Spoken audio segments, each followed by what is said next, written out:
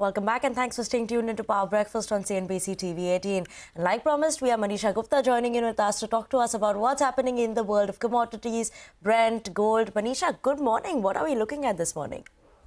Well, thank you for that. While India had a long weekend, but there's so much that has happened over the weekend in the global markets, and that really seems to be impacting commodities right now.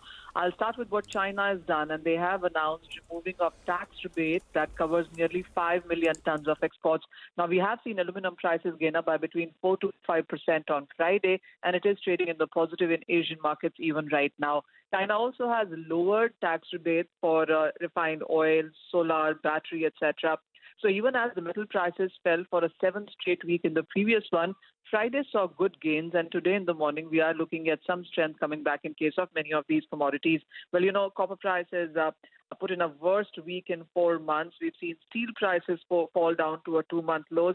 Nickel is right now trading at around multi-year lows or 4-year lows, by the way. But today in Asia, there is buying that we've seen across many of these commodities. Same goes for gold and silver as well. Previous week was the worst weekly decline that gold put in since June 2021, a 4% of a cut, and that is because the dollar index was raising. But with dollar index now stabilizing, we've seen some buying come back in gold and silver as well. So 1% of gains for both of these commodities.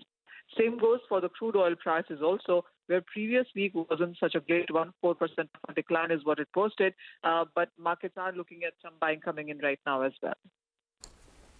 Okay, Manisha, thank you so much for that update there. But let's